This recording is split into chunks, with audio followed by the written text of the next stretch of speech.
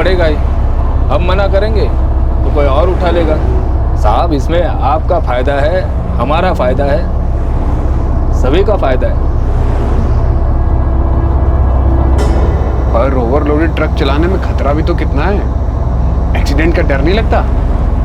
अब इतना overloaded truck इतनी स्पीड से चलेगा तो कुछ भी हो सकता है। कोई ट्रक के नीचे आ सकता है। भाई साहब, अब जिंदगी और मौत एक ट्रक ड्राइवर के हाथ में थोड़ी है, वो तो सब किस्मत का खेल है। हाँ फिर भी एक्सीडेंट हो गया तो क्या, हिट एंड रन? हाईवे पर ये सब होते रहता है साहब, पर हम लोग रुकते नहीं है। रुकेंगे तो खुद अपनी जान जाएगी। अब पब्लिक के हाथों फंसेगा कौन? और पुलिस? साहब पता है ना, हिट एंड रन, एक्सीडेंट, सबको पता है ऐसा होता है। अब पुलिस एक एक्सीडेंट केस में अपना टाइम थोड़ी न बर्बाद करेगी। केस फाइल करेगी और फाइल में ही रहेगी। फाइल दब जाएगी और दब दब के सड़ जाएगी, किस्सा खत्म। विक्रम सक्सेना ने ना तो इस ट्रक में कहीं जाने के लिए लिफ्ट मांगी थी और ना ही वो खुद ट्रक ड्राइवर बनना चाहते थे। दरअसल वो एक ट्रक की तलाश कर रहे थे, एक किलर ट्रक।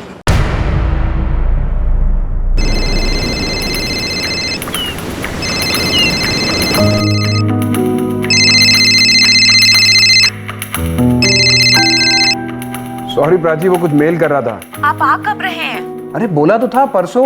परसों? पर आपने तो कहा था कि कल शाम तक यहाँ आ जाएंगे। सॉरी, शायद डेट की वजह से कुछ गड़बड़ हो गया, लेकिन परसों तक पक्का आ जाऊंगा। आपके विपिन भैया बहुत नाराज होंगे आपसे। अरे भैया भाभी को तुम संभाल लो ना, एक दो जरूरी असाइनमेंट्स है, इन्हें बीच में छोड़ के नहीं आ सकता। अच्छा आदित्य आ गया? हाँ, वो शाम तक यहाँ पहुँच रहा है। तो टेंशन मत लो, वो सब कुछ संभाल लेगा। देखिए मुझे कुछ नहीं सुनना, परसों शाम तक आप मुझे यहाँ चाहिए बस। हाँ आ जाऊंगा, ट्रस्ट मी। अच्छा अब काम करने दो, नहीं तो परसों का तरसों हो जाएगा। हाँ हाँ ठीक है। Bye, love you. मम्मा मम्मा मम्मा मम्मा, क्या कहा पापा ने? परसों शाम तक आ जाएंगे। ये पापा भी ना। अच्छा चलो देखो, बताओ मेरी मेहंदी कैसी है? बहुत सुंदर।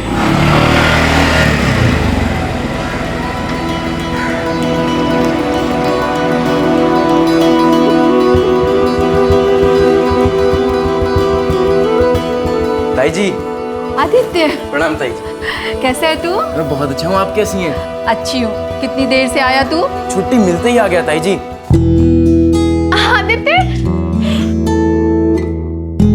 अरे अरे संभाल के, मेरी मेहंदी मत बिगाड़ देना। तू संभाल, मेरी टी शर्ट मत खराब कर देना। कितना लंबा हो गया तू। अरे आदित्य, मम्मा। आ गया तू? अभी आया। ये क्या, इतना दुबला क्यों हो गया? तुम दोनों क्या मेजरिंग टेप लेकर बैठे हो? एक बोल रही इतना लंबा हो गया, एक बोल रही इतना दुबला। मम्मी। अच्छा अच्छा, अब अंदर जाके हाथ मुंह धो ले और कुछ नाश्ता कर ले। हाँ मम्मी, राजेश भैया कहाँ हैं? वो तो अपने रूम में ना शादी की शेरवानी ट्राई कर रहे हैं। ये ले भाई। बाबा दूल्हे राजा, शेरवानी में बड़ा जच रहे हो। पहले आदित्य आ गया तू। कैसा भाई? अरे देखना यार, ये शेरवानी बड़ी अनकंफर्ट सी हो रही है। मुझे तो डर लग रहा है कि घोड़ी कैसे चढ़ूंगा। अरे वो हम चढ़ा देंगे, तू चिंता मत कर। फिर आप बस ऊपर बैठे रहना पुतला बनकर, स्टैचू पोजीशन में। हम लोगों को हंसी आ रही है। इतनी गर्मी में मेरी तो हालत खराब हो जाएगी शेरवानी में। भाई तेरी हालत देख के ना नाचने में और मजा आएगा। आज मेरे यार की शादी है, आज मेरे यार की शादी। आदित्य बेटा आ गया तू? कैसा बेटा? मैं बहुत अच्छा होता है जी। राजेश, तेरा सूट तो ठीक है ना बेटा? पापा सूट नहीं, शेरवानी है ये। हाँ वो जो भी है बेटा, अब सपना ने जो पसंद किया वही है ये। ताया जी, सपना भाभी ने राजेश भैया की शेरवानी 2 इंच टाइट सिलवा दी है। अब तो राजेश भैया को 2-4 दिन डाइटिंग करनी पड़ेगी, तभी फिट होगी ये शेरवानी। टाइट है क्या बेटा? पापा मजाक कर रहे हैं ये लोग। बेटा तेरे पापा नहीं आए? कुछ दिन पहले फोन किया था तब भी वो कह रहा था कि परसों आऊंगा। आज फोन किया तब भी वो बोल रहा है परसों आऊंगा। उनका परसों कौन सा परसों है, वो तो भूल भुलैया है।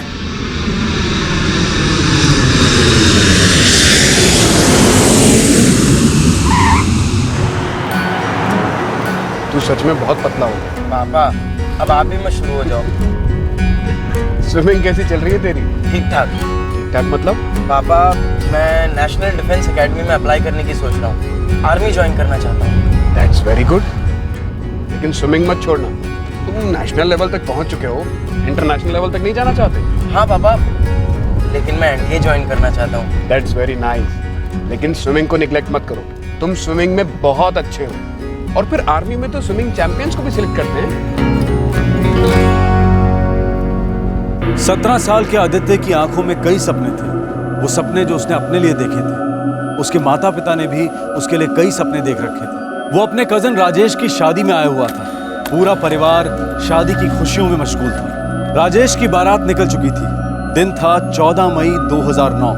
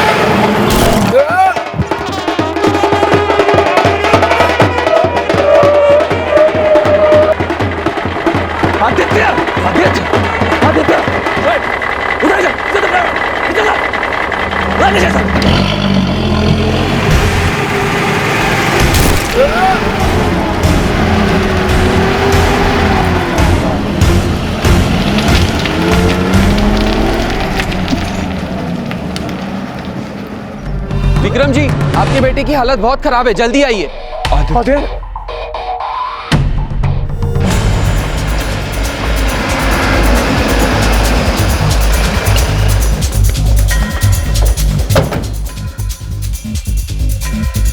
एक्सीडेंट का केस है। यहाँ पहुंचने से पहले ही दोनों की मौत हो चुकी थी। किसी शादी की बारात थी। बोल रहे थे कि किसी ट्रक वाले ने कुचल दिया। सर, सबसे पहले तो उस ट्रक वाले ने मेरे भतीजे आदित्य को टक्कर मारी। जब मेरे बेटे का दोस्त थ्रू उसे बचाने गया तो वो ट्रक वाला उसे भी कुचल कर चला गया। 1 मिनट के लिए भी नहीं रुका वहां पर। किसी ने ट्रक का नंबर नोट किया? 742X, बस इतना ही याद है सर। हाँ, मैंने भी देखा था और कुछ नोट नहीं कर पाया। 742X यूपी का ट्रक था क्या? पहले के लेटर्स याद है? सर, किसी का ध्यान ही नहीं गया। हम लोग ये सब देखकर एकदम शॉक में थे। हमारे बच्चे सड़क पर पड़े हुए थे।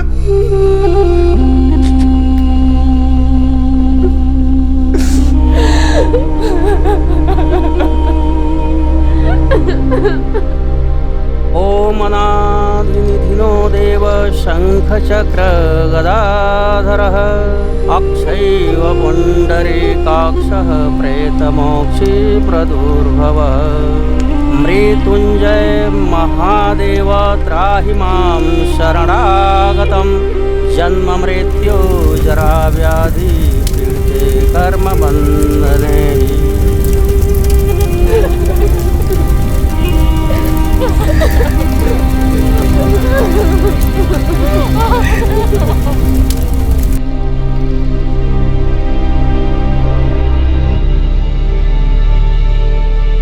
पापा, मैं नेशनल डिफेंस एकेडमी में अप्लाई करने की सोच रहा हूँ। आर्मी ज्वाइन करना चाहता हूँ।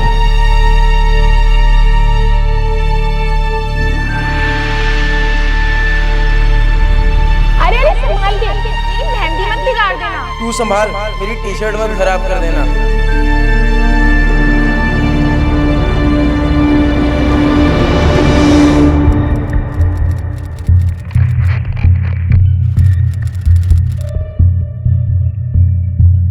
देखिए, हमने हिट एंड रन का केस फाइल कर दिया, लेकिन हम अभी तक ट्रक को ट्रेस नहीं कर पाए। सर, हमने नंबर तो दिया था 742X। विक्रम जी, क्या है कि जब ये ट्रक वाले एक्सीडेंट कर देते हैं तो जब तक मामला ठंडा ना हो जाए कुछ दिनों के लिए ये अपना रूट बदल देते हैं।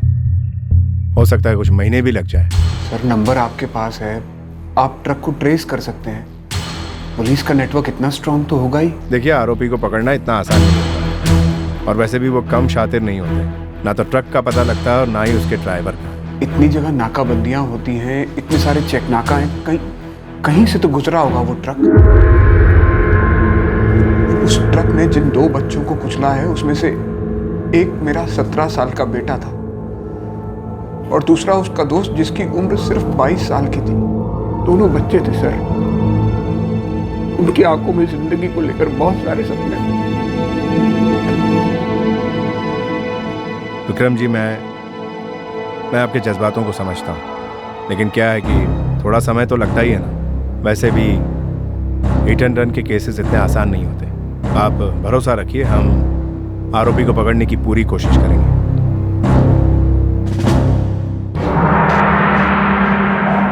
हमने एफआईआर दर्ज कर ली है। और आपने तो हिट एंड रन का केस लिखा है। हिट एंड रन का केस ही तो बनता है। ये एक मर्डर था सर। पहले उसने मेरे बेटे को मारा, फिर उसके दोस्त ध्रुव ने ट्रक को रोकने की कोशिश की तो ट्रक उसे भी कुचलकर आगे चला गया। देखिए विक्रम जी, हम लोग अपनी तरफ से पूरी कोशिश कर रहे हैं, लेकिन आपको हम पर भरोसा क्यों नहीं है? क्योंकि मेरे बेटे और उसके दोस्त को मारा गया है। हम ट्रक को ट्रेस कर रहे हैं। आप इससे ज्यादा और क्या जानना चाहते हैं? 5 दिन बीत चुके हैं। अब तक आप ना उस ट्रक को ढूंढ पाए और ना ही उसके ड्राइवर को, जिसने मेरे बेटे और उसके दोस्त को मारा था। देखिए, मैं जानता हूं कि आपके बेटे और उसके दोस्त की जान गई है, लेकिन ये बात आप 25 बार कह चुके हैं। क्या मैं इस बात को चुपचाप मान लूं कि एक ट्रक मेरे बेटे और उसके दोस्त को कुचलकर चला गया? ऐसा तो होता रहता है। अब इसका हम क्या कर सकते हैं? ऐसा ही होता है। सड़कों पर आए दिन एक्सीडेंट्स होते रहते हैं। अब आप भी तो बारात के साथ थे। हो सकता है कि बारात ने सड़क पर ज्यादा जगह घेर रखी हो और ड्राइवर को संभलने की जगह ना मिली हो। देखिए, मैं ये नहीं कह रहा कि गलती बारातियों की थी या आपके बेटे या उसके दोस्त की थी। विक्रम जी, आप खुद सोचिए, कोई जानबूझकर किसी पर ट्रक क्यों चढ़ाएगा? उसने पहले ट्रक से मेरे बेटे को धक्का दिया और जब ध्रुव ने ट्रक को रोकने की कोशिश की तो उसने ट्रक को ध्रुव के ऊपर चढ़ा दिया। क्या ये इंटेंशनल नहीं था? विक्रम जी, हम अपना काम कर रहे हैं और बेहतर होगा अगर आप हमें हमारा काम करने दें और बार बार यहाँ आकर आप अपना और हमारा टाइम वेस्ट ना करें।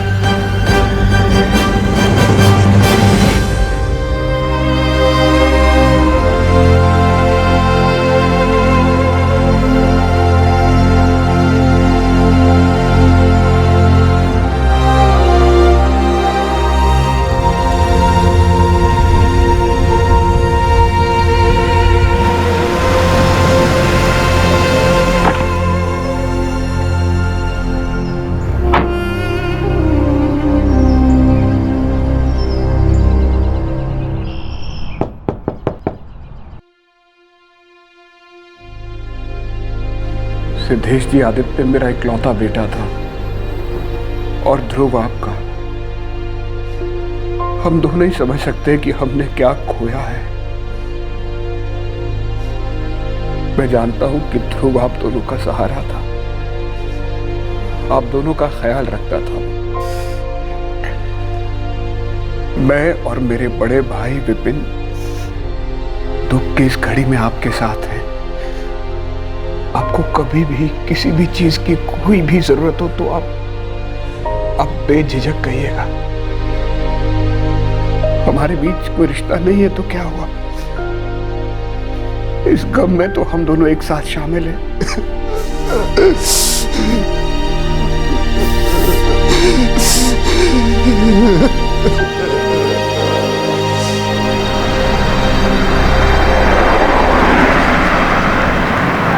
सर, एमडी सर जानना चाहते हैं कि आप कब तक लौटेंगे? मुझे थोड़ा टाइम लगेगा। मेरा बेटा मारा जा चुका है और यहाँ की पुलिस उसके किलर को ढूंढने की कोशिश भी नहीं कर रही। मैं समझ सकता हूँ सर, लेकिन एमडी सर को क्या बोलूँ? उन्हें क्या टाइम फ्रेम बताऊँ? जैसे ही मुझे कुछ अंदाजा लगेगा मैं खुद तुम्हें फोन करके बता दूंगा। Okay sir.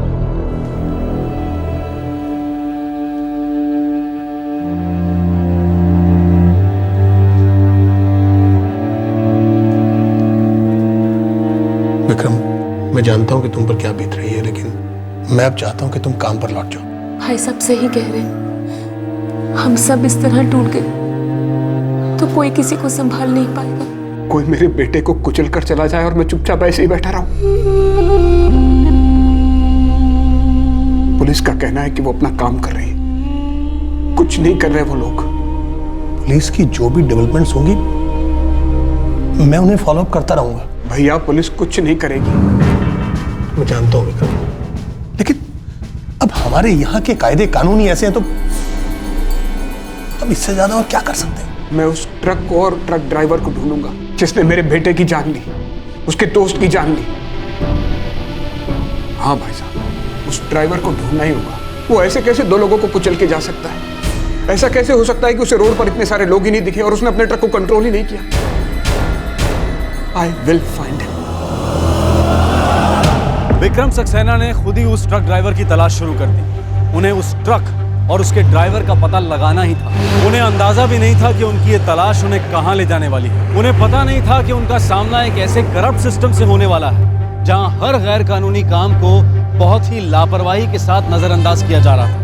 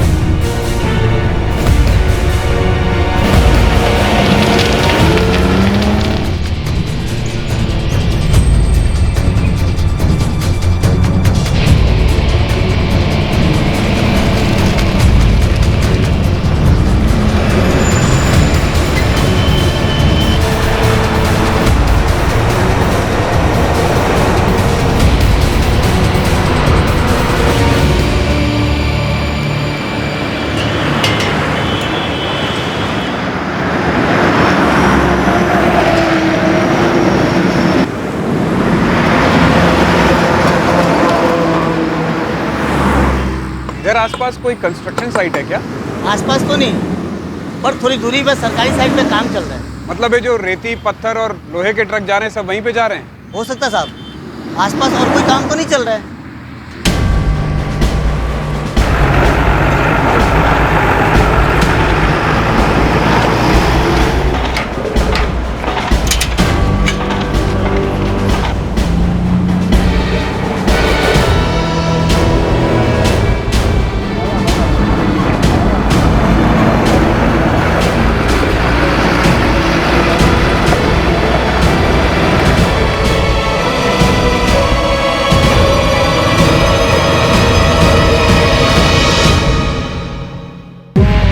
विक्रम तू क्या कर रहा है? भाई साहब, मुझे डिस्ट्रिक्ट मजिस्ट्रेट का विजिटिंग कार्ड चाहिए, लेकिन मुझे पता है कि आप उन्हें बहुत अच्छे से जानते हैं। आपके पास उनका विजिटिंग कार्ड तो होगा ही।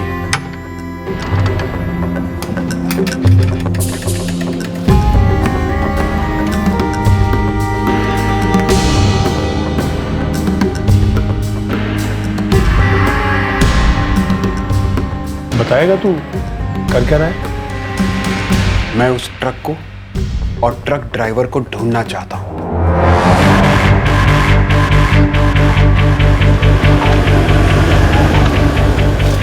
कहाँ जाना है? डीएम साहब ने भेजा है, कुछ चेकिंग करनी है।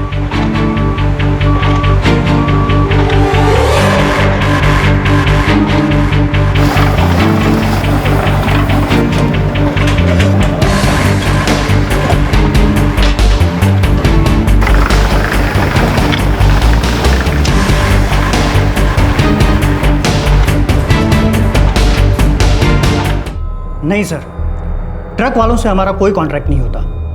मटेरियल सप्लायर ही उन्हें कॉन्ट्रैक्ट पर रखता है और कुछ ट्रक्स को रोज के काम के हिसाब से किराए पर रखा जाता है। रिकॉर्ड्स कहाँ हैं? ट्रक्स के आने का कोई तो रिकॉर्ड होता होगा ना? हाँ सर, कौन सा माल आया उसके हिसाब से रिकॉर्ड रखा जाता है। मुझे वो रिकॉर्ड्स देखने हैं। एक मिनट सर।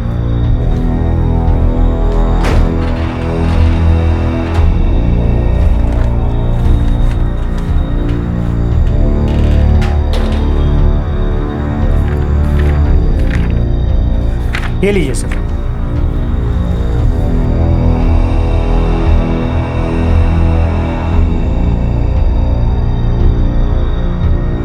क्या हुआ सर, कुछ गड़बड़ हो गई क्या? नहीं, बस रूटीन चेकिंग है।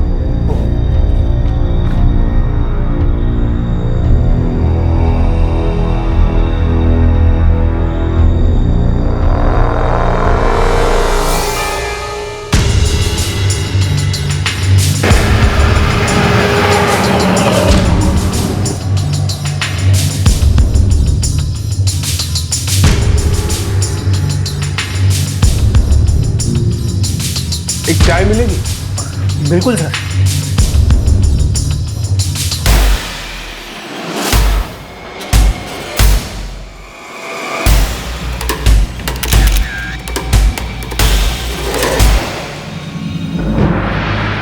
ये लीजिए सर।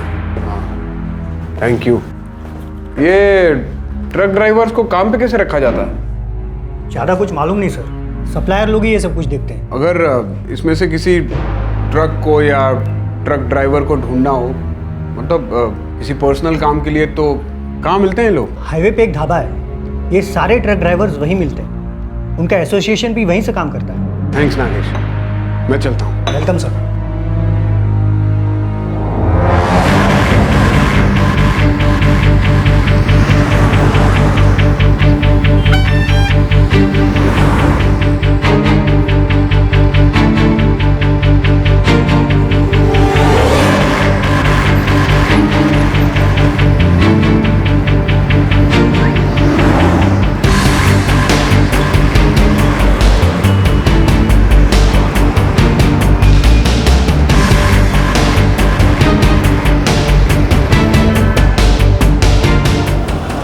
मनोहर गुप्ता?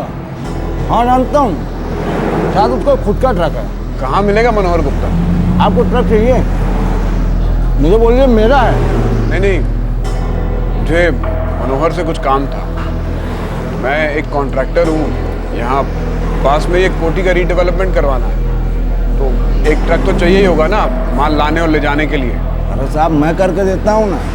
हाँ हाँ, तुम तो हो ही, लेकिन किसी ने मुझे बताया कि मनोहर का खुद का ट्रक है, तो डील सस्ते में हो जाएगी। मैं भी सही डील करके दूंगा साहब, और मेरा ट्रक भी नया है। और तो और साहब, आपको ओवरलोडिंग की कोई टेंशन नहीं होगी। मनोहर का ट्रक पुराना है क्या? हाँ साहब ठीक ठाक है, लेकिन एक बात बोलूँ साहब, मनोहर बहुत पीता है, और गाड़ी चलाते वक्त भी बहुत पीता है, और बहुत झंझट वाला आदमी है। लेकिन मिलेगा कहाँ वो? ये तो नहीं पता साहब, आप चाहो तो पास के धर्म कांटे में देख सकते हो, वहाँ उसका चक्कर पक्का लगता होगा।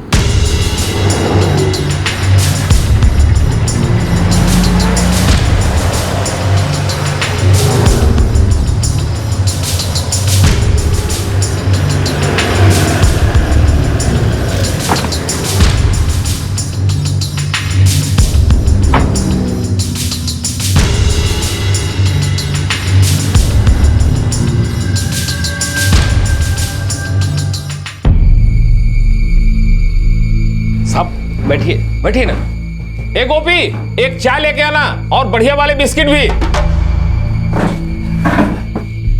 साहब क्या बात है साहब, ऐसी कौन सी गलती हो गई इस गरीब आदमी से? नहीं नहीं चौबे, ऐसी कोई बात नहीं है, रूटीन चेकिंग है, रसीदों के रिकॉर्ड देखने हैं। साहब आपस में मिल बैठ के सुलझा लेते हैं ना। वो भी कर लेंगे। एक बार रसीदें देख लूं? जी बिल्कुल।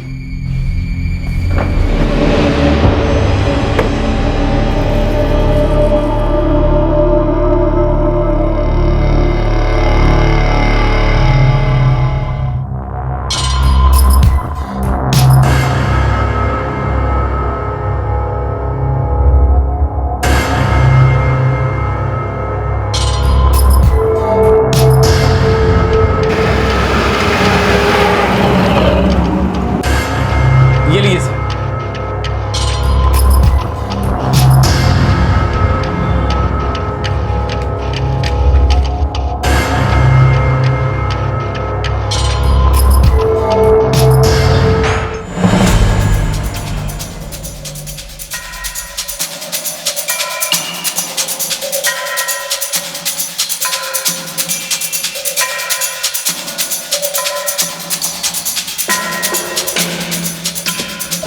लीजिए सर।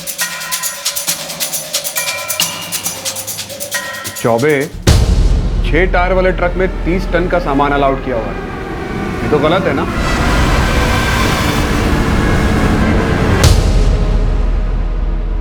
साहब सबकी रोजी रोटी का सवाल है, और आप इतना डीप में क्यों घुस रहे हैं साहब?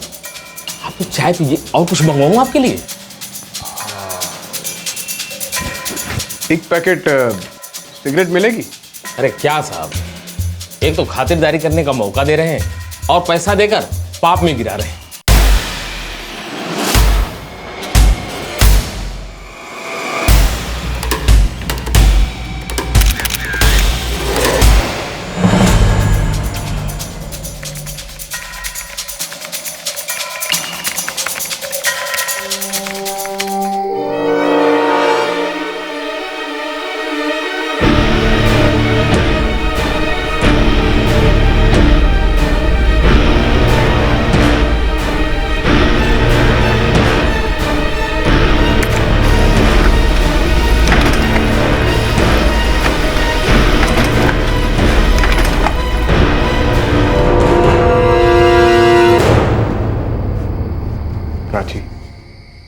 प्राची, वो ट्रक ओवरलोडेड था। कैपेसिटी से 3 गुना ज्यादा सामान था उसमें। वो ड्राइवर चाहता तो भी एक्सीडेंट को रोक नहीं सकता था वो।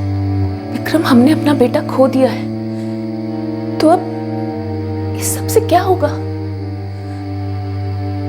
एक बार अपनी हालत तो देखिए। मैं अब आपको खोना नहीं चाहती विक्रम। प्लीज, रागिनी की खातिर मेरे लिए आप बस कीजिए।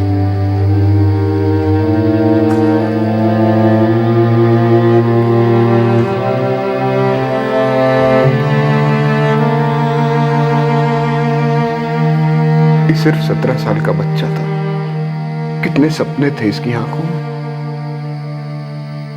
अभी जिंदगी भी शुरू नहीं की थी इसने।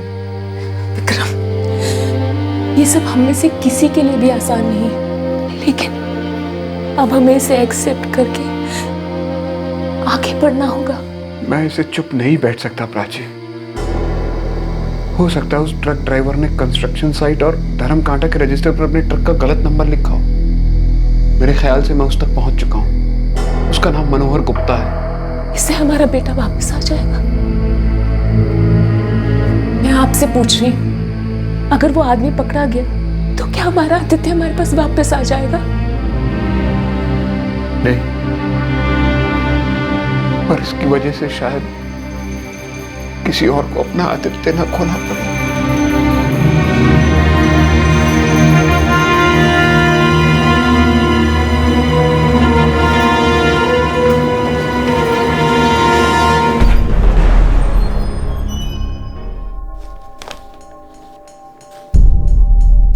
पर आपने और आपके भाई ने जो नंबर बताया था वो 742X था। हो सकता है हमसे कोई गलती हुई हो, या फिर उस ट्रक वाले ने कंस्ट्रक्शन साइट पर जानबूझकर गलत नंबर डाला हो। मिस्टर विक्रम सक्सेना, आप क्यों हमें हमारा काम नहीं करने देते? आप क्यों बार बार नई थियरी लेकर यहाँ आ जाते हैं? और हो सकता है आप किसी गलत आदमी के पीछे पड़े हो सकता है मैं गलत हूं, लेकिन आप पता तो कीजिए, आप साबित तो कीजिए कि मैं गलत हूं। हो सकता है इसी तरह से असली गुनाहगार हाथ लग जाए। ठीक है, हम ढूंढ लेंगे अपने तरीके से, लेकिन आप इस सब से दूर ही रहिए। और वैसे भी आप पुलिस की कार्रवाई में दखलंदाजी कर रहे हैं। मैं मिडिल ईस्ट में नौकरी करता हूं। मैं अब तक वापस ज्वाइन नहीं कर पाया हूं, क्योंकि मैं उस आदमी को पकड़ना चाहता हूं जिसने बड़ी ही बेरहमी से मेरे बेटे और उसके दोस्त का खून कर दिया, और वो अब भी आजाद घूम रहा है। आप उसे मौका दे रहे हैं कहीं और ऐसे ही एक्सीडेंट करने का। हो सकता है इससे पहले भी इसी तरह से कई सारी जानें गई हूं। अब वापस जाकर अपनी नौकरी कीजिए और मुझे मेरी करने दीजिए। और अगर आपको लगता है कि आप हमारा काम हमसे बेहतर कर सकते हैं, then do it at your own risk. अपने बेटे की मौत का दुख सीने पर उठाए विक्रम सक्सेना ने उस ड्राइवर को ढूंढना अपना मिशन बना लिया। इस दौरान उन्हें पता चला कि इस एक्सीडेंट केस की छानबीन करने में किसी को कोई दिलचस्पी नहीं है। उन्हें यह भी पता चला कि हर तरफ कानून की धज्जियां उड़ाई जा रही थी, और वो भी अथॉरिटीज की नाक के नीचे। विक्रम सक्सेना की बात सुनने को कोई राजी नहीं था, लेकिन वो हार मानने वाले नहीं थे। क्या साहब, आप रोज चक्कर लगाते हो और कोई गाड़ी तो उठाते नहीं हो। मैं पहले सब कुछ ठीक से देख लेना चाहता हूँ, फिर तय करूंगा। अब आपको तो केवल मनोहर गुप्ता का ट्रक चाहिए, और वो पिछले 2 हफ्तों से इधर आया ही नहीं। कहाँ मिलेगा वो? ऐसा क्या सुन लिया आपने मनोहर गुप्ता के बारे में?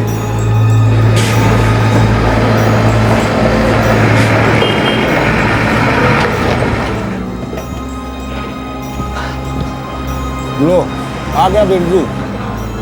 ये मनोहर गुप्ता का दोस्त है। इसको मालूम होगा कि मनोहर गुप्ता कहाँ रहता है। अरे बिरजू, इधर आ। हाँ, इन साहब को मनोहर से मिलना है। तू जानता है वो कहाँ रहता है? हाँ साहब, अब चलिए हमारे साथ। मनोहर के गांव के बाहर छोड़ देंगे आपको। पहले खाना खा ले। हाँ हाँ ठीक है। छोटू चल फटाफट खाना खा लेते हैं। साहब पता है ना, हिट एंड रन, एक्सीडेंट, सबको पता है ऐसा होता है। अब एक्सीडेंट केस में पुलिस अपना टाइम थोड़ी न बर्बाद करेगी। केस दर्ज होगा, फाइल में पड़ा रहेगा, फाइल दब जाएगी और दब दब के सड़ जाएगी, किस्सा खत्म। क्या हुआ साहब? बहुत टेंशन में लग रहे हैं। आपके साथ कुछ हुआ है क्या? नहीं, मैं तो सोच रहा था कि इतना वेट, इतने टन, ओवरलोडिंग, डर नहीं लगता पकड़े गए तो? अरे साहब, यहाँ सबको जीना है और जीने के लिए सबको पैसा चाहिए। यहाँ आंखें खुली रखने से जितना पैसा नहीं बनता, उससे कहीं ज्यादा आंखें बंद रखने से बनता। तुम्हारे पास फोन नंबर होगा मनोहर गुप्ता का? अरे छोटू, मोबाइल से मनोहर भैया का नंबर निकाल दो।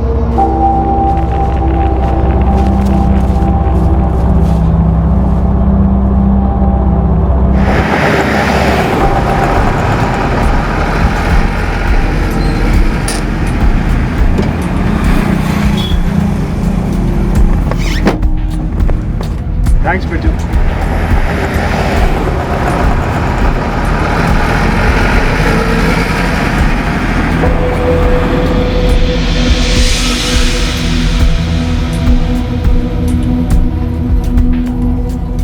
ये 17 नंबर मकान कहाँ पे है? उधर दूसरी गली में। थैंक्स। आपको मनोहर के घर जाना है?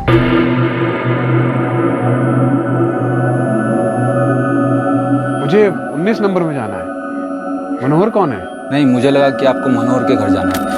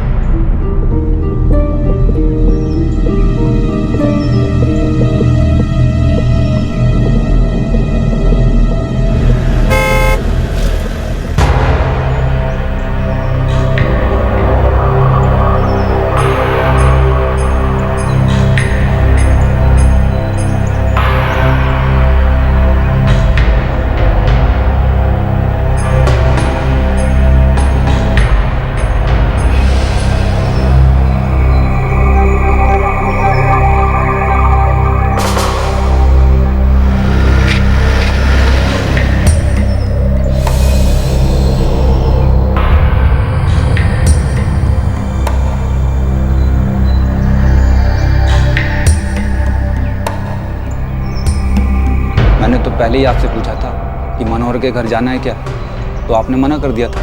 मुझे मनोहर के बारे में जानना है। उसके चक्कर में मत पड़ो साहब, बहुत ही उल्टी खोपड़ी का आदमी है, एक नंबर का शराबी है, दिन भर पीता रहता है। आप पुलिस वाले तो नहीं हो ना?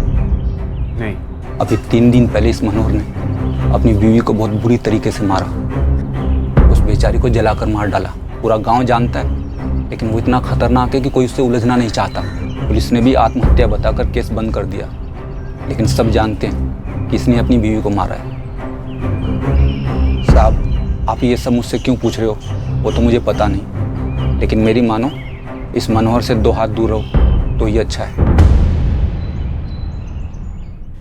44468989। Okay, thank you. ये नंबर वाइटल कम्युनिकेशन सर्विसेज का ही है। थैंक्स। क्या मैं पूछ सकती हूँ विक्रम, आप क्या कर रहे हैं? मुझे वाइटल कम्युनिकेशन सर्विसेज में कोई टॉप लेवल का कांटेक्ट चाहिए, दिलवा सकती हो? विक्रम, पापा, हमें डर लग रहा है। आप समझते क्यों नहीं? अगर आपको कुछ हो गया तो? रागिनी, डरने की कोई बात नहीं है, कुछ नहीं होगा मुझे। मैं सिर्फ इतना चाहता हूँ कि आदित्य और ध्रुव का खूनी पकड़ा जाए। पुलिस कुछ कर नहीं रही है और आप... रागिनी, तुम लोग मेरी बात ध्यान से सुनो। हमारे आसपास कितने गैर कानूनी धंधे होते हैं, लेकिन हम लोग अपनी लाइफ में इतने बिजी रहते हैं कि हमें कुछ पता ही नहीं चलता, because it does not make any difference to us. लेकिन जब उन्हीं वजहों से हमारा कोई अपना मारा जाता है, तब हमें एहसास होता है कि हमें कुछ करना चाहिए था, बहुत पहले ही। कितनी ही जाने गई अब तक इसी लापरवाही की वजह से, जिन्हें बचाया जा सकता था। प्राची, क्या तुम वाइटल कम्युनिकेशन सर्विसेज में किसी टॉप लेवल के ऑफिसर से मुझे मिलवा सकती हो?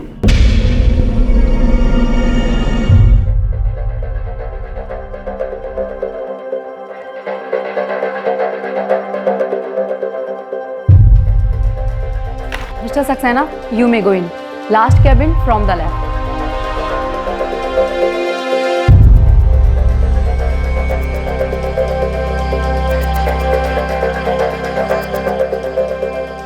जी हाँ, ये वाइटल का ही नंबर। लेकिन mister Saxena, I am sorry, मैं आपको कॉल रिकॉर्ड नहीं दे सकता। उसके लिए हमें पुलिस का या कोर्ट का एक ऑथराइजेशन लेटर चाहिए। मिस्टर प्रमोद, मुझे इस नंबर का सिर्फ 1 दिन का रिकॉर्ड चाहिए। 14 मई 2009 शाम 6 से 9 बजे तक। मिस्टर सक्सेना, मैंने आपसे कहा ना, मैं आपको ऐसे ही कॉल डिटेल नहीं दे सकता। देखिए, मैं आपकी वाइफ प्राची को बहुत अच्छी तरह जानता हूँ। वो जी कने की एक बेहतरीन और बहुत अच्छी डीलर है।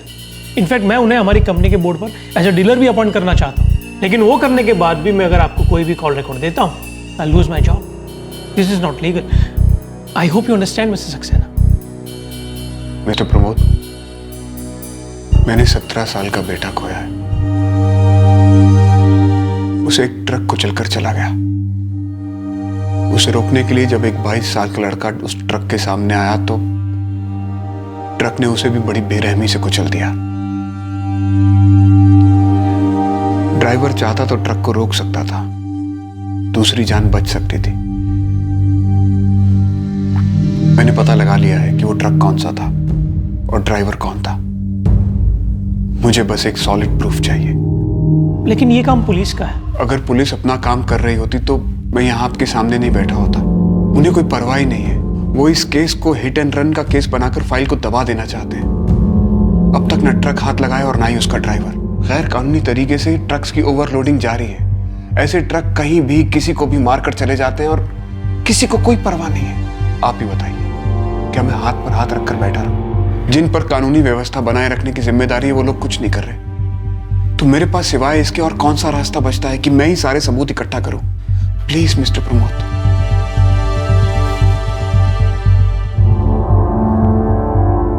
ठीक, अब परसों आ जाइए। Come day after tomorrow, I will see what I can do. Thank you. Thank you mister Pramod.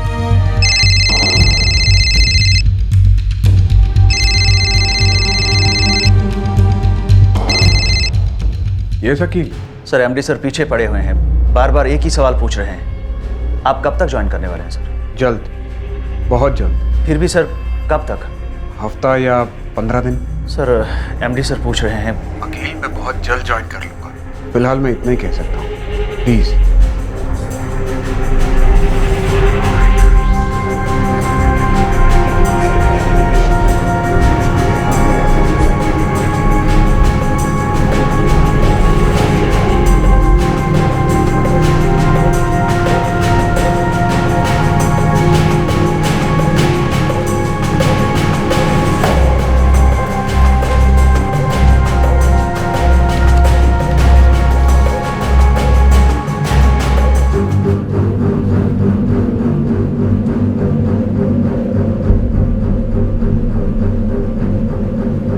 ये आदमी गुरुदेव रोड पर ही था जहां से बारात गुजरी थी। इसी ने मेरे बेटे और उसके दोस्त को मारा है। Thank you so much mister Pramod, thank you so much.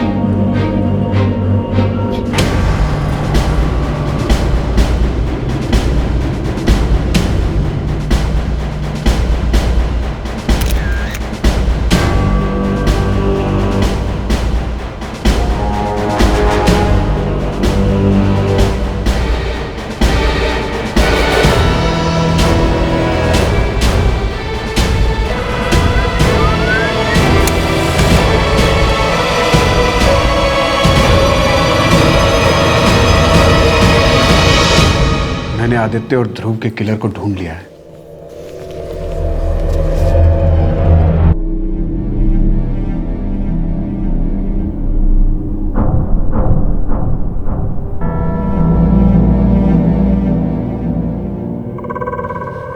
Vikram, मुझे एक बात समझ में नहीं आती। तुम जो कुछ भी कर सकते थे तुमने कर लिया, तुम बाकी सब पुलिस पे क्यों नहीं छोड़ देते हो? हाँ भाई साहब, मैं ये सब कुछ पुलिस को ही दे दूंगा। एटलीस्ट अब तो वो लोग कोई एक्शन लेंगे। लेकिन अगर अब भी उन्होंने कोई एक्शन नहीं लिया तो फिर क्या करेंगे आप? आप समझते क्यों नहीं है कि देश के बाकी लोगों की तरह हम भी आम इंसान हैं। मैं जानती हूँ कि आप ये सब आदित्य के लिए करना चाहते हैं, लेकिन एक्शन लेना हमारा काम नहीं है, उसके लिए पुलिस है।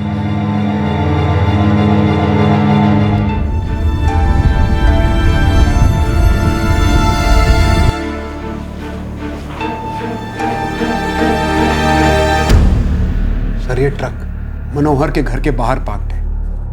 ये है वो ड्राइवर मनोहर गुप्ता। उसने कंस्ट्रक्शन साइट पर अपने ट्रक का गलत नंबर लिखवाया। उसने धर्म कांटा के ऑफिस में भी ऐसा ही किया। उसके ट्रक में 30 टन कंस्ट्रक्शन मटेरियल था। वो 6 पहिए वाला ट्रक है। उसमें मैक्सिमम 9 टन वेट अलाउड है, हर पहिए के हिसाब से 1.5 टन। ये 9 नवंबर 2005 सुप्रीम कोर्ट के ऑर्डर के अनुसार ट्रकों की ओवरलोडिंग बैन हो चुकी है। ऐसा करना गैर कानूनी है, इसलिए ऐसे ट्रक को पकड़ना और उस पर कानूनी कार्रवाई करना आपकी जिम्मेदारी है। और ये सर, ये है मनोहर गुप्ता का फोन नंबर 44468989। ये वाइटल कम्युनिकेशन सर्विसेज का नंबर है और ये है उस नंबर का कॉल रिकॉर्ड। इससे साफ पता चलता है कि वारदात के वक्त वो ट्रक गुरुदेव रोड पर ही था जहां पर एक्सीडेंट हुआ, जिसमें मेरा बेटा आदित्य और उसका दोस्त ध्रुव मारे गए।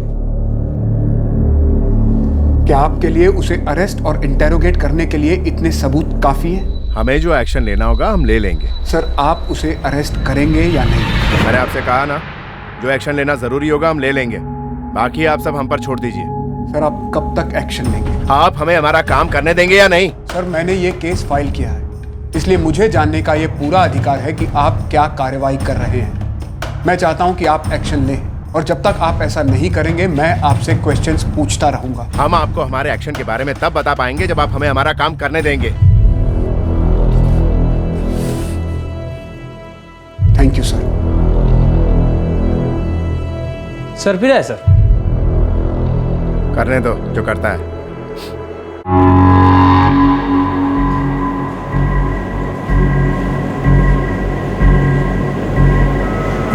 मुझे आपको सारी डिटेल्स दिए हुए 2 दिन बीत चुके हैं। देखिए, इस सब में थोड़ा समय लगता है। पर क्यों? उस हादसे को हुए 2 हफ्ते हो गए, तब से आपने कुछ नहीं किया। सारे सबूत मैंने इकट्ठे किए, आपको लाकर दिए, उसे भी 2 दिन हो गए। फिर आपको एक्शन लेने के लिए और टाइम क्यों चाहिए? अब हमारे पास सिर्फ आपका ही तो केस है नहीं, हमारे पास और भी बहुत से काम है। मतलब मेरी कंप्लेंट आपके लिए इम्पोर्टेंट नहीं है? ये एक छोटा सा पुलिस स्टेशन है और हमारे पास और भी बहुत से केसेस हैं, और आपको पता भी है हमारे पास इतने रिसोर्सेज नहीं है कि हम सारे केस एक साथ इन्वेस्टिगेट कर सकें। रिसोर्सेज नहीं है मतलब? अब देखिए, आपका ये मनोहर गुप्ता जिसको आप मुजरिम ठहरा रहे हैं, वो पास में तो रहता नहीं। उसे गिरफ्तार करने के लिए हमें उसके घर जाना होगा, और उसके लिए हमारे पास गाड़ी है नहीं। तो बताइए हम क्या कर सकते हैं? तो आप चाहते हैं कि उसे अरेस्ट करने के लिए, उसके घर पर जाने के लिए मैं आपको एक कार अरेंज करके दूं? गाड़ी किराए पर उठाने के लिए सरकार मुझे एक्स्ट्रा पैसे तो देती नहीं, इसलिए देखना पड़ता है कि कौन सा केस कितना इंपॉर्टेंट है, उसके हिसाब से हमें गाड़ी मिलती है। ठीक है, तो क्या मैं आपके लिए कार अरेंज करके दूं? ताकि आप उसे जाकर अरेस्ट कर सकें? जी जरूर। आपने कंप्लेंट दर्ज की है और आप चाहते हैं कि एक्शन हो। पुलिस ऑफिसर ने कहा कि उनके पास आरोपी को पकड़ने के लिए गाड़ियों की कमी है और विक्रम सक्सेना से गाड़ी का इंतजाम करने के लिए भी कहा।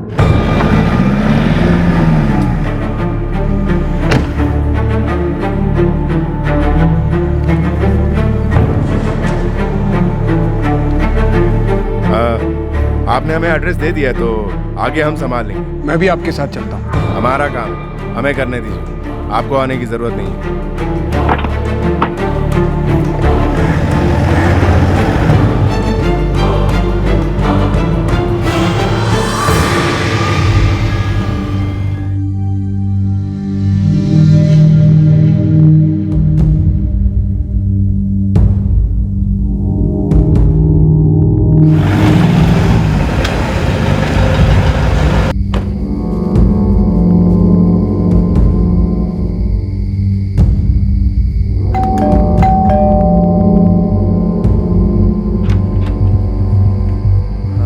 टैक्सी वाला मैडम साहब ने बुलाया था। साहब आपने जो पता दिया था वो लोग तो वहाँ गए ही नहीं। फिर कहाँ गए थे वो लोग?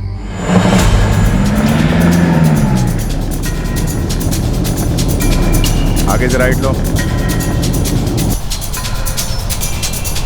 पहले इंस्पेक्टर साहब के घर गए, फिर वहाँ से एक रेस्टोरेंट, बहुत देर तक अंदर ही थे, फिर थोड़ा घूमे फिरे, के बाद मैंने उन्हें थाने छोड़ दिया। मतलब वो मनोहर के घर के पास भी नहीं गए? जी नहीं साहब।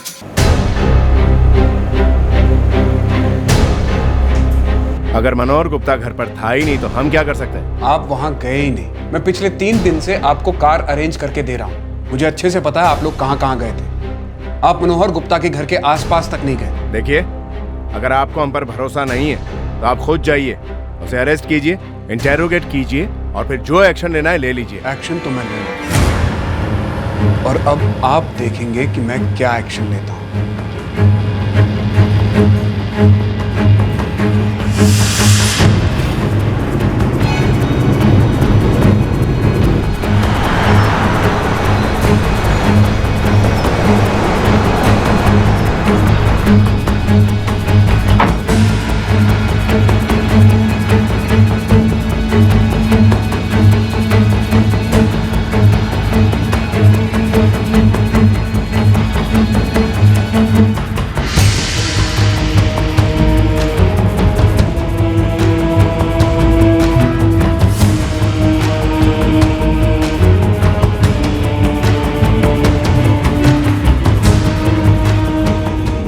सर, मेरा बेटा नेशनल डिफेंस एकेडमी ज्वाइन करना चाहता था।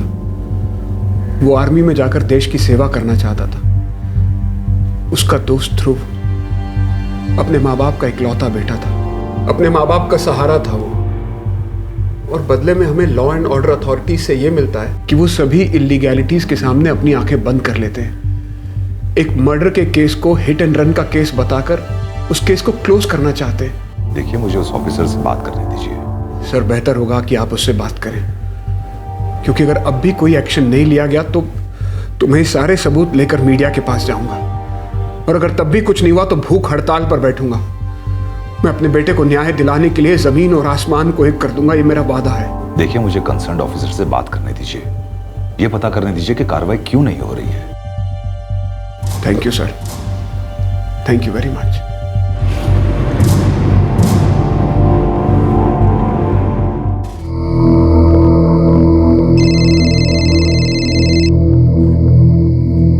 मैं देखती हूँ, आप बैठिए।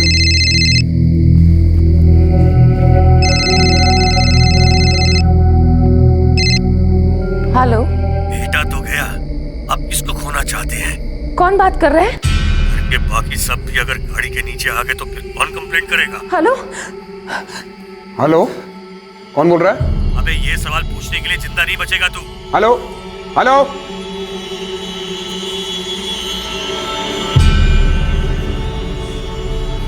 इस सब से क्या हासिल होगा बता सकते हैं आप? मैं आपसे पूछ रही हूँ।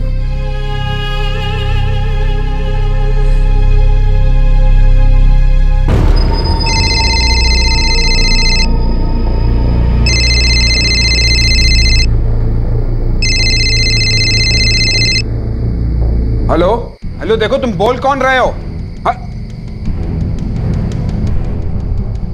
Hello,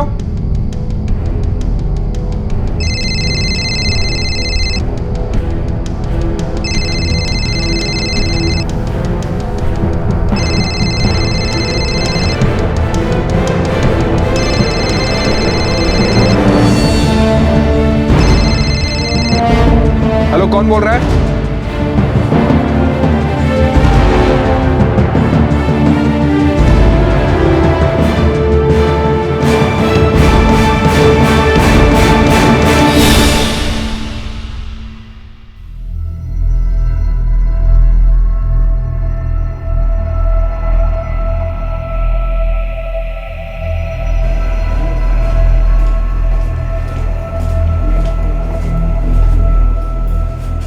triple 4322। राशिद, देखो ये जरा, ये नंबर किसके हैं? जी सर। विक्रम जी, हमने तो आपसे पहले ही कहा था कि आप जाइए अपनी जॉब ज्वाइन कर लीजिए। आप यहाँ बस अपना टाइम वेस्ट कर रहे हैं, बाकी हम तो यहाँ अपना काम कर ही रहे हैं। आपने मनोहर गुप्ता को अरेस्ट किया है? टीम गई है, और वैसे भी आपने बात बड़े साहब तक पहुँचा दी। मैं तो आपसे कहूँगा कि आप जैसे पढ़े लिखे और शरीफ लोगों के लिए सब करना इतना सेफ नहीं है। आपने अपना बेटा खोया है, बहुत बुरा हुआ है आपके साथ, और भगवान करे किसी के साथ भी ऐसा ना हो, पर जो हो गया है उसे भूल जाइए। मैं भी यही चाहता हूँ, किसी को भी अपना बेटा ऐसे ना खोना पड़े। अरे सर, दुनिया की परवाह छोड़ो।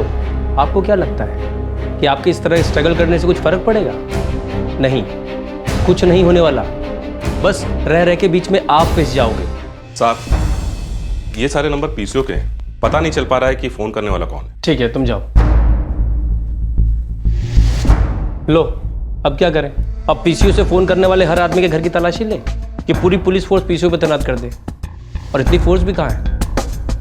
विक्रम जी, मैं तो कहूंगा कि आप ये अननोन नंबर से फोन उठाना बंद कर दें, प्रॉब्लम खत्म।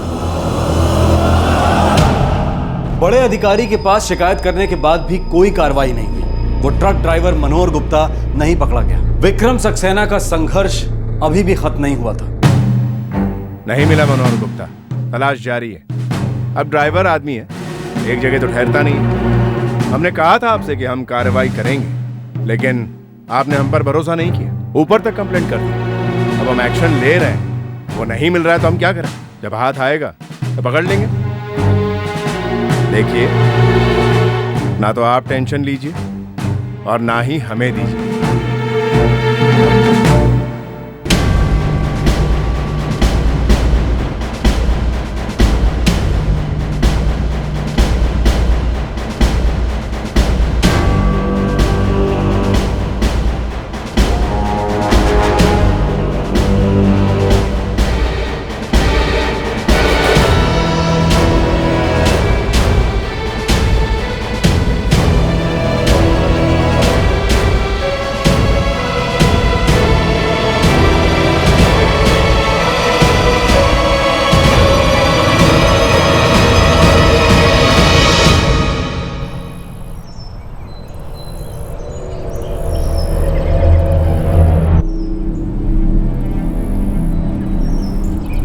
मैं विक्रम सक्सेना बोल रहा हूँ। हाँ बोलिए सक्सेना साहब, आप कौन सा नया सबूत लगा आपके यहाँ? मनोहर गुप्ता थोड़ी देर में एक साइट पर डिलीवरी देने जाने वाला है, बिन्नौर बाईपास के लेफ्ट वाले रोड पर। कुछ ही देर में वो यहाँ से गुजरेगा। आपको कैसे पता? मुझे पता है। आप उसे अरेस्ट करेंगे या फिर मैं एसपी साहब को कॉल करके बोलूँ कि मैं प्रेस को यहाँ बुलाकर धरने पर बैठ रहा हूँ?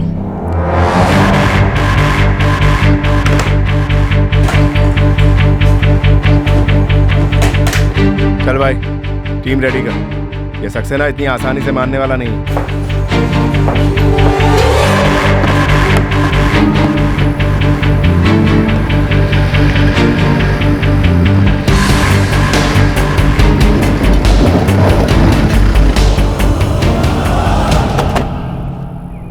क्या विक्रम जी, कहाँ है आपका मनोहर गुप्ता? आता ही होगा। नहीं आया तो? आप जानते हैं ना कि आप सरकारी अधिकारियों का टाइम वेस्ट कर रहे हैं। वो आएगा।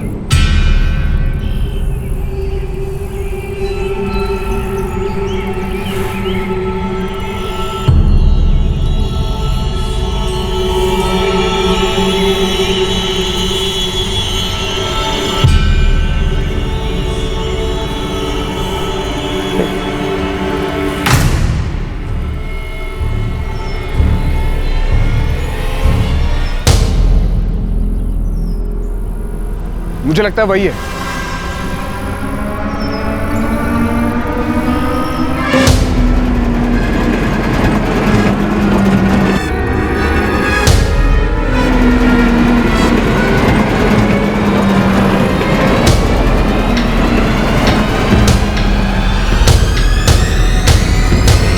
नीचे उतर।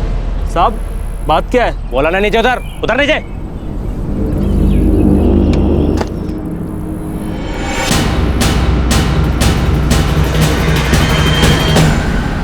आखिर वो ट्रक ड्राइवर मनोहर गुप्ता पकड़ा गया और उसका ट्रक भी हिरासत में ले लिया गया। पर अब भी कार्यवाही की गाड़ी के पहिए बहुत धीमी रफ्तार से चल रहे हैं।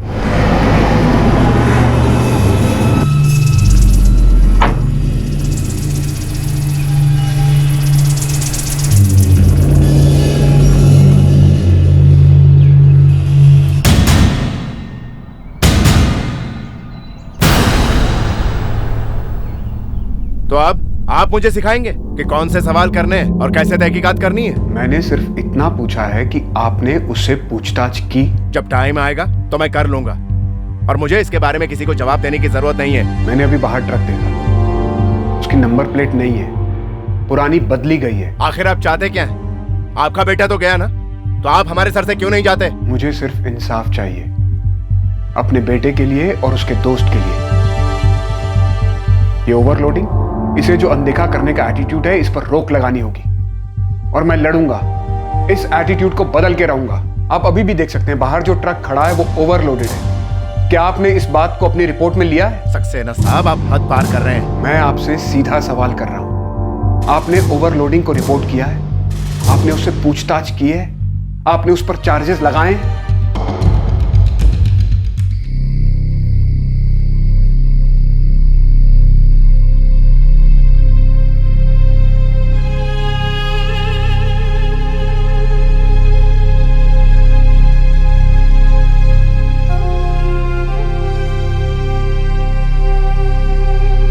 मनोहर गुप्ता को कल अदालत में पेश किया जाएगा।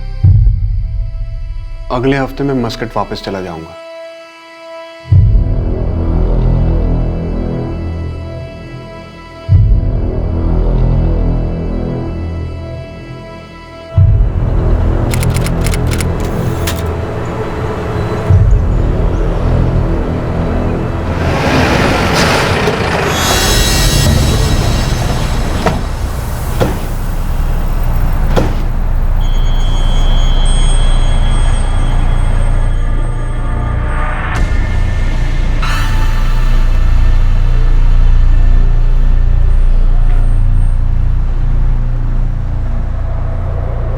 सर, अभी अपनी सुनवाई का टाइम नहीं आया है।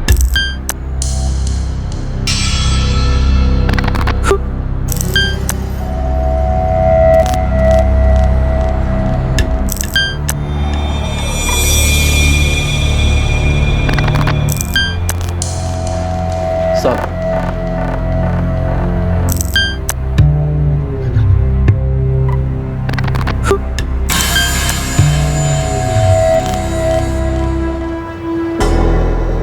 आपको कोई गलत फहमी हुई साहब। उस रात उस रास्ते पर हम थे ही नहीं साहब।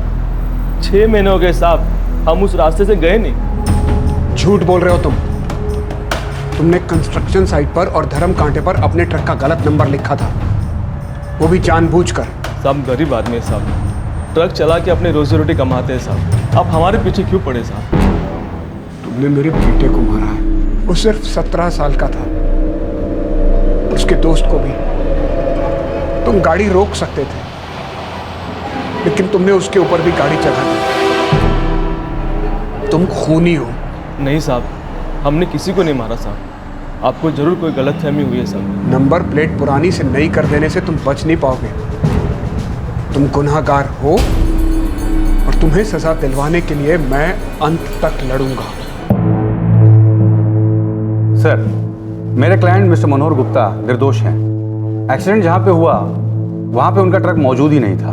जो भी सबूत आपके सामने रखे गए हैं, कंस्ट्रक्शन साइट का रिपोर्ट हो, धर्म कांटे का रिपोर्ट हो, उसमें जिस ट्रक का नंबर है वो ट्रक मेरे क्लाइंट का नहीं है।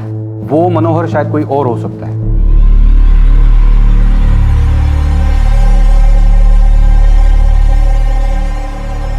एक और विनती करना चाहता हूँ कि मेरे क्लाइंट का ट्रक अभी तक पुलिस की हिरासत में है और उसमें 22 टन माल पड़ा हुआ है। वो माल अगर वैसे ही वहाँ पड़ा रहा तो ट्रक के टायर जो हैं वो बर्स्ट हो सकते हैं, इसलिए उस माल का अनलोड होना बहुत ज़रूरी है। मैं अदालत से विनती करता हूँ कि मेरे क्लाइंट के ट्रक को रिलीज़ कर दिया जाए।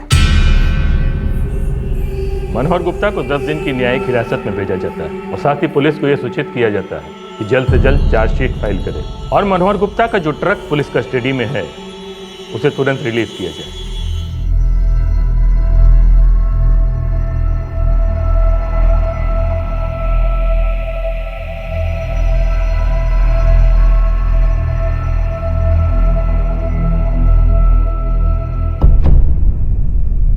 डियर सर, मैं समझ नहीं पा रहा हूं कि कोर्ट ने उस ट्रक को रिलीज कैसे किया, जबकि सन 2005 के सुप्रीम कोर्ट के ऑर्डर के हिसाब से ऐसे ट्रक को और उसमें रखे मटेरियल को कानून के हिसाब से कॉन्फिस्केट कर लेना चाहिए था। सर, मैं आपको इस बारे में भी बताना चाहता हूं कि पूरे डिस्ट्रिक्ट में खुलेआम ट्रक्स की ओवरलोडिंग जारी है। उस पर कोई पाबंदी नहीं है, कोई भी रोक नहीं है। सभी अधिकारी ये सब जानने के बावजूद कोई भी एक्शन नहीं लेना चाहते हैं। मैं आपसे रिक्वेस्ट करता हूं कि आप सुप्रीम कोर्ट के ऑर्डर के हिसाब से जो भी जरूरी हो वो एक्शन लें। डियर सर, मैं एक बार पहले भी आपके पास इंस्पेक्टर सचिन जोशी के बारे में शिकायत लेकर आया था। सर, मैं आपको बताना चाहता हूं कि मेरे बेटे आदित्य और उसके फ्रेंड ध्रुव की डेथ जिस तरह से हुई उसकी छानबीन ठीक तरह से नहीं की गई है।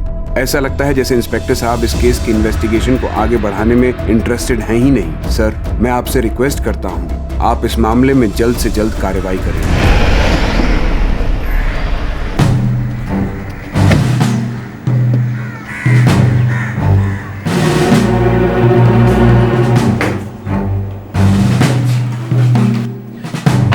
जय हिंद सर।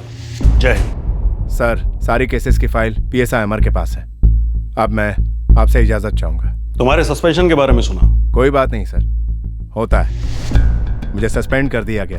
अगले 5 साल के लिए मेरी प्रमोशन पर पाबंदी लग गई। कोई इंक्रीमेंट भी नहीं होगी। मैं मैनेज कर लूंगा। लेकिन सर, क्या मेरे जाने से हालात बदल जाएंगे? इस पुलिस स्टेशन में 20 से 22 का स्टाफ है और गाड़ी सिर्फ एक। यहाँ की यही हकीकत है जो हमने आज तक दिन रात फेस की है। अब आप करेंगे।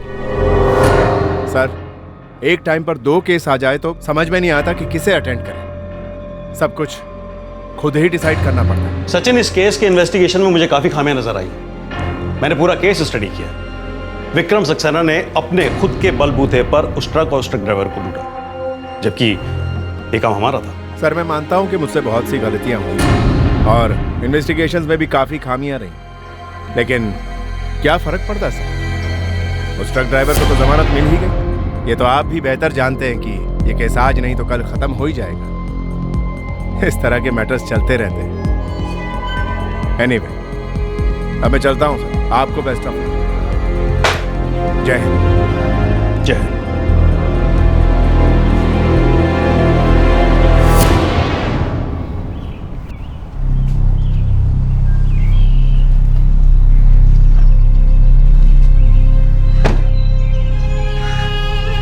भाई साहब, अगली सुनवाई 1 महीने बाद है। मैं वापस आऊंगा। मैंने रागिनी से कहा है कि वो फॉलो अप करती रहे। जो कुछ भी हुआ बहुत बुरा हुआ। अब हम चाहे जो कुछ भी कर लें, लेकिन हमारा आदित्य वापस तो नहीं आएगा ना।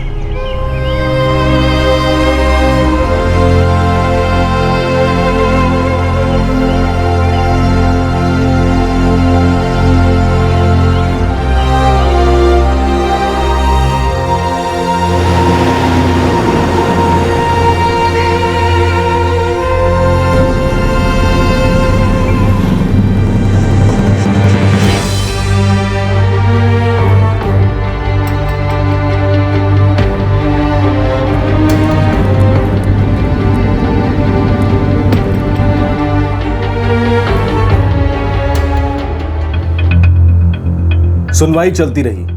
साल 2009 से 10, 10 से 11, 11 से 12 हर बार विक्रम इंडिया आते। उन्होंने अपनी नौकरी तक बदल ली थी, पर सुनवाई थी कि खत्म ही नहीं हो रही थी। कभी मनोहर गुप्ता अदालत में नहीं आता, कभी उसका वकील। अदालत में केस चलता ही रहा। अब विक्रम की ये लड़ाई सिर्फ अपने बेटे आदित्य और उसके दोस्त ध्रुव के इंसाफ के लिए नहीं थी। अब उनकी ये लड़ाई पूरे सिस्टम के खिलाफ थी। एक ऐसे सिस्टम के खिलाफ जहां गैर कानूनी काम खुलेआम हो रहे थे। एक ऐसे सिस्टम के खिलाफ जो पूरी तरह से करप्ट हो चुका था।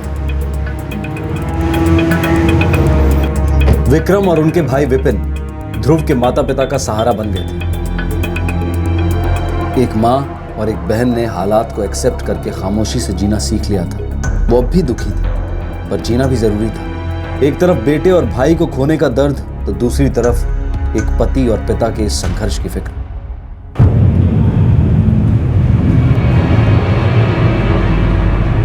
मिस्टर सक्सेना, मैं आपके केस के बारे में जानता हूं। मैं जानता हूं कि पिछले 2 सालों से आप मेरे ऑफिस से संपर्क बनाए हुए हैं। जानता हूं कि आप आरटीआई के तहत ओवरलोडेड ट्रक्स की जानकारी की मांग कर रहे हैं। सर, आप देख सकते हैं कि हाईवेज पर ओवरलोडेड ट्रक्स पर किसी तरह की कोई रोक नहीं है, जबकि सुप्रीम कोर्ट के ऑर्डर में क्लियर लिखा है कि रास्तों और हाईवेज का निर्माण पब्लिक के पैसों से होता है और इन ओवरलोडेड ट्रक्स की वजह से इन रोड्स की उम्र कम हो जाती है। सर, ये ओवरलोडेड ट्रक्स न सिर्फ उनके खुद के लिए सेफ्टी हजार्ड है, बल्कि रोड पर चलने वाले दूसरे लोगों के लिए भी बहुत खतरनाक है। ये ओवरलोडेड ट्रक्स की वजह से होने वाले एक्सीडेंट्स के नंबर्स को देखिए, फिर भी ये सब कुछ जारी है। कोई इसे रोकना ही नहीं चाहता। आपका गुस्सा जायज है, आपने बहुत कुछ सहा है, लेकिन क्या सच में आप ये मानते हैं कि ये सब ऊपर बैठे लोगों की मर्जी के बिना संभव है? सच बताऊं तो मैं भी जब यहाँ आया था तो यही सोचता था कि सारे गैर कानूनी काम रोक लूंगा। ऑफ द रिकॉर्ड कह रहा हूं, मैंने बहुत कोशिश की, पर यहाँ कोई एक्शन लो तो उधर कोई न कोई बड़ा अधिकारी आकर सामने खड़ा हो जाता था। मुझे बहुत प्यार से धमकाया गया कि अगर मैंने चीज़ों को बदलने की कोशिश की तो मेरा तबादला कर दिया जाएगा, मुझे किसी न किसी केस में उलझा दिया जाएगा, फिर मुझे यहाँ से हटा देंगे और उसके बाद इधर उधर घुमाते रहेंगे, तब तक जब तक कि मैं खुद थक न जाऊं। आप एक ईमानदार आदमी, इसीलिए मैंने सारी बात सच बता दिया। पर आप ईमानदारी से कब तक लड़ सकते हैं? आप कब तक इस सिस्टम से एक ईमानदार जवाब की उम्मीद रख सकते हैं, जबकि इसकी नींव ही बेईमानी पर रखी हुई है? आप हर जगह देखिए, कोई भी ईमानदार अधिकारी प्रशासन में टिक ही नहीं पाता।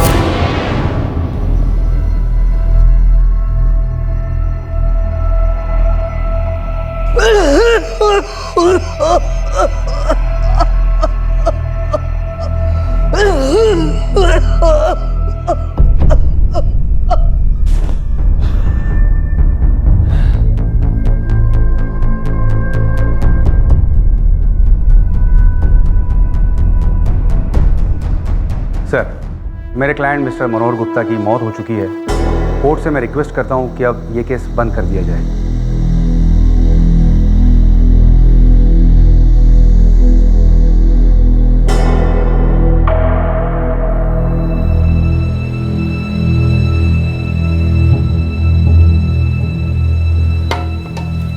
विक्रम, अब हमें मान लेना चाहिए कि मामला पूरी तरह से खत्म हो चुका है।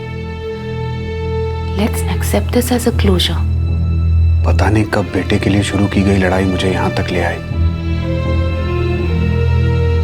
मेरा मकसद सिर्फ मनोहर गुप्ता को सजा दिलवाना नहीं था। मनोहर जैसे लोग पैदा ही क्यों होते सिस्टम में? अब ये सवाल मुझे डिस्टर्ब करता है। कोई आदमी इतना लापरवाह कैसे हो सकता है कि वो दूसरे की जान की परवाह किए बिना उस पर गाड़ी चढ़ा दे और वहां से गायब हो जाए? उसे क्यों किसी दूसरे की मौत पर अफसोस नहीं होता? क्या असली गुनहगार मनोहर था, या ये जो कुछ भी हुआ वो सब डेस्टाइन था?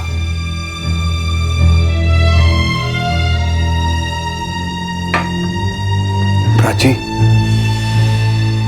बैड गवर्नेंस, करप्ट एडमिनिस्ट्रेशन, ये सब कुछ तो डेस्टिनी नहीं हो सकता ना। हमें ऐसी सरकार मिलती है क्योंकि हम उसी के लायक हैं, क्योंकि हम कोई सवाल ही नहीं उठाते। हम पर हो रही हर नाइंसाफी को हम नजरअंदाज करते चले जाते हैं, तो यही सब कुछ तो मिलेगा ना हमें। मैं गुस्सा हूं, मैं बहुत गुस्सा हूं कि मैंने अपना बेटा और उसके दोस्त को ऐसी गवर्नमेंट की वजह से खो दिया। अगर मुझे सच पता ना होता तो शायद मैंने भी एक्सेप्ट कर लिया होता। Ignorance is not bliss Prachi. Ignorance bliss कैसे हो सकता है? उस ट्रक ड्राइवर ने मुझसे कहा था।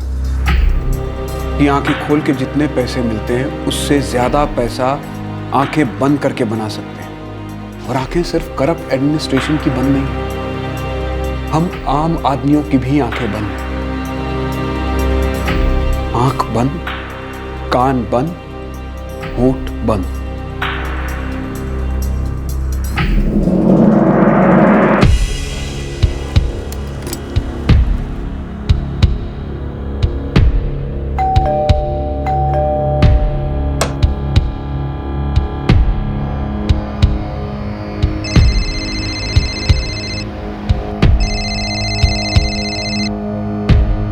हाँ बेटा, how are you? I am good papa. Supreme court से लेटर आया है। क्या लिखा है? Dear mister Saxena, supreme court के 2005 के ट्रक्स के ओवरलोडिंग के ऑर्डर का पालन ना होने के संबंध में आपका लेटर मिला।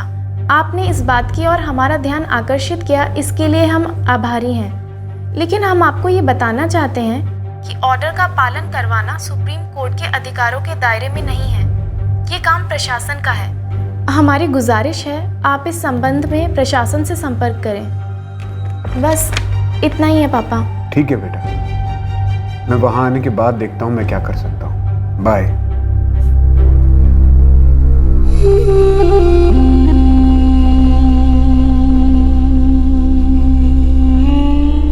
विक्रम सक्सेना की लड़ाई अब भी जारी है। वो अब भी ट्रक की ओवरलोडिंग में चल रही धांधली की जानकारी इकट्ठा करते रहते हैं। वो तस्वीरों और आरटीआई के जरिए डॉक्यूमेंट्री एविडेंस कलेक्ट कर रहे हैं, बिना रुके, बिना थमे। वो एक पब्लिक इंटरेस्ट लिटिगेशन दायर करने के बारे में भी सोच रहे हैं। हजारों किलोमीटर लंबे रास्ते बनाने में करोड़ों रुपए खर्च होता है। ये आम आदमी का पैसा है। और इन रास्तों की उम्र इसलिए भी कम होती है क्योंकि इन पर ओवरलोडेड ट्रक्स और वो ट्रक्स जिनकी रोड पर चलने की उम्र बीत चुकी है, बिना रोक टोक के चलते रहते हैं। और रोड पर सफर करने वालों की जान को इनसे खतरा बना रहता है। हाईवे पर पास से गुजरते माल से लदे ट्रक को देखकर लोग तस्वीरें लेते हैं और उन्हें सोशल वेबसाइट्स पर डालते हैं इस कमेंट के साथ, ये मेरा इंडिया। पर क्या कभी सोचा है कि इस तरह से चलने देने के लिए कितना पैसा खिलाया जाता है? कितने लोगों की मुट्ठियां गर्म होती हैं आगे, और कितनी मुट्ठियां गर्म होंगी जब ये ट्रक तेज रफ्तार से किसी पर से गुजर जाएंगे या रास्ते पर चलती किसी गाड़ी से टकराएंगे। दुर्घटना में हुई मौत से संबंधित कानून एक अलग मैटर है, पर हमारे सामने ऐसे अनगिनत केसेस हैं जहां मरने वाले का परिवार न्याय के लिए संघर्ष करते करते थक जाता है। लेकिन क्या हाईवेज पर होने वाली दुर्घटनाएं रोकी नहीं जा सकती? इस सवाल का जवाब बेहद मुश्किल ही नहीं बल्कि नामुमकिन है। ये तो जैसे ये पूछना हुआ कि रोड ट्रांसपोर्ट ऑफिस स्टाफ रिश्वत देना कब बंद करेगा? क्या एक सीनियर लेवल का बड़ा अधिकारी ये धांधली रोक सकेगा? क्या अच्छा और भ्रष्टाचार रहित प्रशासन कभी संभव हो पाएगा? क्या भ्रष्ट से भ्रष्ट सरकारें भी ये स्वीकार करेंगी कि वो भ्रष्ट है और लोगों को बेवकूफ बनाना बंद करेंगे? वर्ल्ड हेल्थ ऑर्गेनाइजेशन की 2010 की रिपोर्ट के हिसाब से भारत में हर साल सड़क हादसों की वजह से लगभग 12,40,000 लोगों की मौत होती है। ये आंकड़े बेहद चौंकाने वाले हैं। नेशनल क्राइम रिकॉर्ड ब्यूरो के हिसाब से एक साल में तकरीबन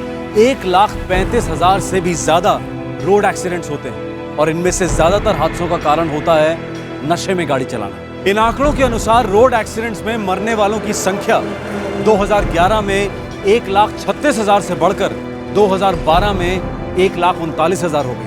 भारत में सड़क सुरक्षा को लेकर रिकॉर्ड्स बहुत ही खराब हैं। यहाँ हर घंटे में लगभग 13 लोग सड़क दुर्घटना के शिकार होते हैं। ये सोचने वाली बात है। आपसे फिर मुलाकात होगी क्राइम पेट्रोल दस्तक में एक और नए केस के साथ। तब तक अपना ख्याल रखें, सुरक्षित रहें और याद रखें, दुर्घटना से देरी भली यह हम सब ने पढ़ा है, पर इस पर अमल करना भी बहुत जरूरी है। जय। इस तरह के और भी एपिसोड देखने के लिए हमारे चैनल को सब्सक्राइब करें और बेल आइकन दबाना ना भूलें।